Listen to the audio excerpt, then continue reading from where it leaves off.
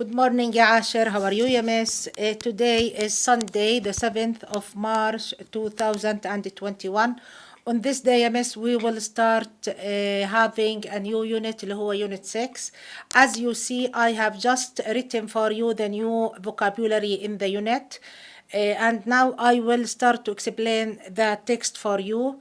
First, let's read the words. The media اللي هي الوسائط بمعنى الصحافة والإعلام كمان. The media. A journalist صحفي. Circulation عدد النسخ. طبعا في circulation اللي هي الدوران. Circulation هون بالدرس عندنا عدد النسخ. Reporter مراسل. Editor المحرر. Publication النشر أو دار النشر. Publication. Incredible لا يصدق يعني شيء لا يصدق. Circumstances بالظروف. Circumstances الظروف. Competitive تنافس. Competitive تنافس. Industry صناعة. Industry صناعة. Culture الثقافة. و entertainment. Entertainment T silent. Entertainment معناها التسلية أو الترفيه. Celebrity الشخص المشهور يعني الفيموس. سكوبس اللي هو السبق الصحفي. كيف يعني لما أقول سكوب سبق صحفي؟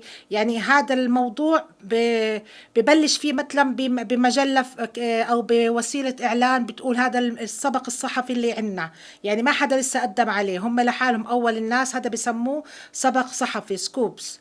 طبعا جلوسي لامع. فاينانس المالية أو التمويل يعني بمعنى الماني المصاري. ريز رفع أو جمع بمعناهم التنين. experimenting التجريب جاي من كلمة experiment التجربة. experimenting التجريب. introduce ينتج. و advertise يعلن. و determination العزم أو الإصرار. و colleague اللي هو الزميل أو الفريند. و impressed معناها يعطي انطباعا حسن.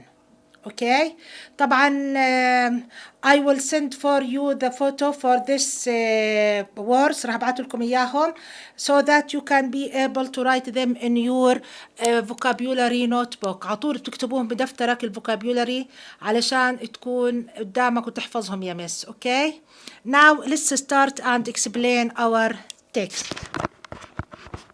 طبعا unit 6 as you see here. reading.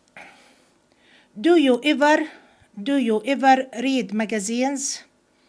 طبعا أنا قرأتها read لأنه في عندك do. صح في عندي ever بس في عندي do. Do you ever read magazines? Yes أو no. عمرك قرأت مجلات؟ What topics do they cover? يا ترى إيش هي العناوين اللي بتغطيها هاي المجلات؟ Have you ever thought؟ هلا هون present perfect. Have you ever thought of starting your own؟ هل عمرك فكرت انك انت تبدأ بوحدة إلك يعني من هاي المجلات تصير انت المسؤول عنها؟ I can do better than that. I can do better than that. Number 1. Kenya James from Atlanta, Georgia in the USA has been working as a journalist for only 3 years. إذن كينيا جيمس من منطقة أتلانتا بجورجيا بالولايات المتحدة has been working as a journalist. وقلنا journalist معناها صحفي أو صحفية for only 3 years. But she has her own magazine with a circulation of over 4,000. تخيل في عندها مجلة وعدد النسخ اللي بتنشرهم أو بتطبعهم أكثر من 4,000. and a web page that receives كمان thousands of visits every week. برضو إذن she has a web page. going from reporter to editor إنك تكون أنت من مراسل وتصير محرر and boss وبعد هيك البوس المسؤول of your own publication is such a short in such a short time would be incredible in most circumstances. طبعا هذا الكلام انك انت تكون ريبورتر مراسل وبعد هيك تصير صحفي محرر من مراسل تصير محرر وبعد المحرر تصير البوس المسؤول عن هذه النشر publication اللي هي دار النشر بوقت قليل كتير او وقت قصير. طبعا شيء لا يصدق في معظم الظروف. in most circumstances في معظم الظروف. but that is even truer in Kenya's case. طبعا هذا الإشي كان حقيقي بقصة أو حياة أو بحالة كينيا. Because after 3 years of working in the competitive media industry، يعني بعد ما اشتغلت وعملت في طبعا بالعمل المزاحم والعمل التنافسي بصناعة هاي الميديا، she is still only 16، لا زال عمرها 16 سنة. So what made a 13-year-old want to start her own magazines؟ يا ترى شو خلى هاي البنت اللي عمرها 13 سنة تبلش بهاي المجلة؟ كينيا said she had read، طلع شو قرأتها، she had read a lot of publications، قرأت كتير من المنشورات that all said the same thing، كل المنشورات اللي بتقرأها بتحكي عن نفس الشيء. She explained that she had wanted to read a magazine that talked about history and culture as well as about entertainment. طبعا هي حابة وبتشرح وبتقول أنا مثل ما بدي أقرأ عن التاريخ وبدي أقرأ عن الثقافة، كمان بدي أقرأ ويكون في شغلات برضو فيها تسلية ترفيه. She was tired of magazines that were full of celebrity scoops. طبعا تعبت من المجلات اللي كلها عبارة عن مشاهير وعبارة عن سبق صحفي لأي مشهور وسبق صحفي لهاي المجلة and glossy photos، وطبعا من كمان الصور اللامعة تاعت المشاهير. She couldn't find a magazine that covered all the topics that interested her. طبعا هي ما لقت ولا مجلة ممكن تغطي هاي العناوين اللي هي بتحبها أو بتهتم فيها. So that's when she decided to write one. علشان هيك هي قررت إنها تكتب وحدة. The first thing that Kenya did was sit down and write a plan for her project with her mother. طبعا أول شغلة لما الواحد بده يعمل مشروع جلست وقعدت تكتب بخطة إيش بدها تعمل للمشروع مع إمها. And one word stood out from all the others: finance.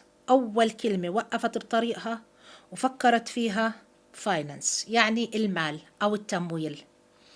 To start a magazine you need a lot of money. But Kenya had an idea about how to raise it. ولكن كان طبعا إنه أكبر مشكلة إنه أنت بتصادفك المصاري، ولكن كينيا كان في عندها الحل. كيف فكرت about how to raise it؟ كيف إنها تجمعه. إذا raise هون إجت بمعنى يجمع بالدرس. cakes. كينيا left her computer، تركت كمبيوترها and moved to the kitchen، عطول راحت على المطبخ where after experimenting، بعد عدة تجارب she invented، اخترعت كينيا جوردانا كيكس، اخترعت كينيا جوردانا كيكس. soon، وبأقرب وقت أو لاحقا she had collected over 1200 selling her cakes at school and to her neighbors. حصلت 1200 باوند بس من بيعها للكيك بالمدرسة ولجيرانها. With this money and her savings، مصاري وتوفيرها، she was ready to introduce the world to Black Girl magazine. طبعا أصبحت جاهزة إنها تنتج للعالم مجلة Black Girl، إذا سمت المجلة Black Girl. Number 4، Kenya found it difficult at the beginning to find people who wanted to advertise in the magazine. طبعا بالأول كينيا لقت صعوبة إنها تلاقي ناس يعلنوا جوا المجازين. طبعا أنت عارف المجازين والجرايد من وين بيشتغلوا من الإعلانات، فلقت حدا صعب إنه بالأول يبلش يعلن في عندها بالمجلة. But her determination، ولكن إصرارها وعزمها to be successful made her famous with her older colleagues in the media industry. طبعا هذا الحكي خلاها إنها مشهورة كتير ومعروفة كتير بين زملائها بالموجودين بهاي الصناعة. Most importantly، أكتر شيء مهمة، it brought her to the attention of the biggest TV star in the USA، أوبرا وينفري. طبعا كلكم تعرفوا أوبرا، برنامج أوبرا. فطبعا هي كانت هذا الإشي المهم الكتير واللي خلاها مشهورة إن هي انضمت لهاي أو عملت برنامج مع الأوبرا. Her appearance ظهورها on Oprah's TV show was a great success. طبعا هذا البرنامج لما ظهرت فيه عملها شهرة. was a great success كان نجاح باهر. Even the camera crew were impressed. حتى طاقم التصوير اللي كانوا بالاستوديو أعطوا انطباع حسن عن هاي البنت. After that كينيا became headline news. طبعا بعد هذا الحكي كينيا أصبحت بالهيدلاينز يعني العناوين الرئيسية بالأخبار. صارت مشهورة والناس تحكي عنها بالهيدلاين. هيدلاين يعني العنوان الرئيسي. And soon found that music and sports stars and their publicists were very happy to be interviewed by her. طبعا بعد هذا الكلام صاروا كليتهم المشاهير والرياضيين